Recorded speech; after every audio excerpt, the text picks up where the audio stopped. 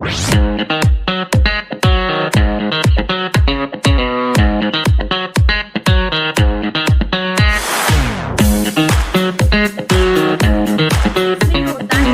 हमारी बहुत ज्यादा जो है वो कम्युनिटीज बनी होती हैं। Like if I am the HR, तो मेरी एचआर की बहुत ज्यादा कम्युनिटीज हैं। मेरे व्हाट्सएप पे बहुत ज्यादा ग्रुप्स हैं, फेसबुक पे होते हैं, इंस्टाग्राम पे होते हैं, लिंक्डइन पे होते हैं, हर प्लेटफॉर्म पे होते हैं। और इसी तरह जैसे आप लोग जो है वो टेक से रिलेटेड हैं, तो इसमें हमारे टेक से रिलेटेड बहुत ज्यादा ग्रुप्स होते हैं। आप लोग कोशिश करें कि आप लोग वो ग्रुप्स देखें, ढूंढें और उनको ज्वाइन करें। लिंक्डइन पे कर सकते हैं, व्हाट्सएप पे कर सकते हैं, हर प्लेटफॉर्म पे, हर सोशल मीडिया प्लेटफॉर्म पे ग्रुप्स अवेलेबल होते हैं। वहां पे आपको अपडेट्स भी मिलती रहती हैं, नई अपॉर्चुनिटीज का पता चलता रहता है। तो it would be really beneficial for you people. उसके बाद हमारा जो मेजर टॉपिक है कि how IT companies hire talent, उसमें हमारा जो हायरिंग प्रोसेस है मैं आपको उसके बारे में बताऊंगी।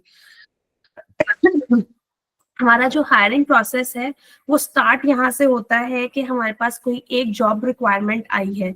वो हमारे सी लेवल एग्जीक्यूटिव्स होते हैं, उनकी तरफ से आ सकती है, क्लाइंट की तरफ से आ सकती है, कहीं से भी वो रिक्वायरमेंट हमें जब आती है हायर मैनेजमेंट की तरफ से, तो सबसे पहले हम उसको आइडेंटिफाई करते हैं कि हमारी जॉब रिक्वायरमेंट्स क्या हैं। जब हमें रिक्वायरमेंट्स मिल जाती हैं, अब उनको आइडेंटिफाई करने के बाद हम लोग बनाते हैं जॉब डिस्क्रिप्शन। जॉब डिस्क्रिप्शन सबसे इंपॉर्टेंट और क्रूशियल पार्ट होता है, क्योंकि उसमें हम एक एक रिक्वायरमेंट बड़ा कीनली ऑब्जर्व करके लिख रहे होते हैं कि हम एक्चुअली कैंडिडेट में क्या देख रहे हैं, और हम कैंडिडेट में अगर ये चीजें देख रहे हैं तो हम उसको क्या प्रोवाइड करेंगे इन रिटर्न।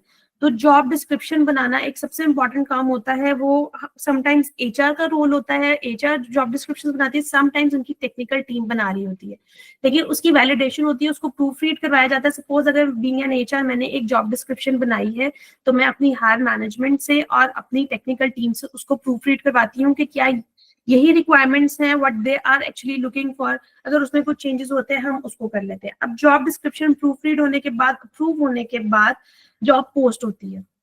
अब जॉब पोस्ट हमारी डिफरेंट प्लेटफॉर्म्स पे होती है, हमारे करियर पेजेस पे भी होती है, हमारे लिंक्डइन पे होती है, हमारे डिफरेंट सोशल मीडिया प्लेटफॉर्म्स पे होती है, हम ग्रुप्स में भेजते हैं। उसके अलावा head hunting, recruiters head hunting करते हैं। हेड हंटिंग में ये होता है, हम उस जॉब डिस्क्रिप्शन से कुछ की पॉइंट्स उठा लेते हैं कि ये स्किल्स हमारे लिए मतलब ये होंगे तो ही कैंडिडेट को हम रखेंगे, अदरवाइज कुछ होते हैं कि अगर होंगे तो इट्स अ प्लस पॉइंट, नहीं है तो कोई बात नहीं, लेकिन कुछ होते हैं कि लाजमी होने चाहिए। फिर उससे रिलेटेड हम लोग हेड हंटिंग करते हैं। अब हेड हंटिंग करते हैं हम, क्लाइंट को वो कैंडिडेट को वो जॉब डिस्क्रिप्शन भेजते हैं। अगर वो इंटरेस्टेड होते हैं तो वो अपनी हमें सीरीज फिर फॉरवर्ड करते हैं। अब इसमें हम जॉब पोस्टिंग भी कर रहे हैं, इसमें हम हेड हंटिंग भी कर रहे हैं। हमारे डिफरेंट इस तरह से तरीकाकार होते हैं। हमारे कुछ पोर्टल्स भी होते हैं जिनके थ्रू हम कर रहे होते हैं। हर कंपनी के डिफरेंट प्रोसीजर्स होते हैं, लेकिन ये वाला जो प्रोसीजर है ये समझ लें हर कंपनी फॉलो कर रही है, जॉब पोस्टिंग, हेड हंटिंग। ठीक है।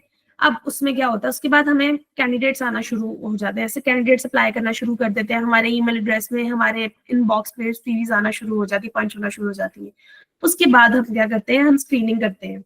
अब इसमें दो तरीके होते हैं। कुछ कंपनीज जो हैं वो सॉफ्टवेयर यूज कर रही हैं, कुछ कंपनीज जो हैं वो मैनुअली कर रही होती हैं। अब मैनुअली में ये होता है, वो सीवी को ओपन करती हैं, उनके स्किल्स देखती हैं, कुछ चीजें एक्सपीरियंस देखती हैं कि ये चीजें हमारे क्राइटेरिया को वो मैच कर रहे हैं, या हमारी रिक्वायरमेंट कंप्लीट हो रही है, वो उनको सेपरेट करते जाते हैं।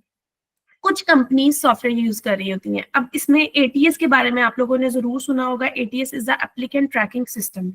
अब एटीएस में क्या होता है, देखिए मैनुअली में ये होता है कि अगर आपने थोड़ी सी सीवी में कोई गड़बड़ भी की हुई है ना, तो वो अगर वो रिक्रूटर देख रहा है, उसको लगता है ना कि ये काम किए, हम उसको शॉर्टलिस्ट कर लेते हैं। एटीएस सॉफ्टवेयर है, उसको हमने एक चीज फीड की हुई है, उसको हमने एक कमांड दी हुई है, वो सिर्फ उसको फॉलो करता है। ऑल्दो वो बहुत इंटेलिजेंट है, but still it's a software. उसमें अगर थोड़ी सी भी गड़बड़ होगी तो वो आपकी सीवी रिजेक्ट कर देगा। तो प्लीज मेक श्योर आप लोग अपनी सीवी बहुत ध्यान से बनाएं, अपने स्किल्स में वो चीजें सारी अच्छे तरीके से लिखें, क्योंकि एटीएस जो है वो स्किल्स के थ्रू आपकी सीवी को देख रहा होता है। उसमें जो आपने कीवर्ड्स लिखे होते हैं, कीवर्ड्स आपके स्किल्स में आ जाते हैं, करियर समरी में आ जाते हैं।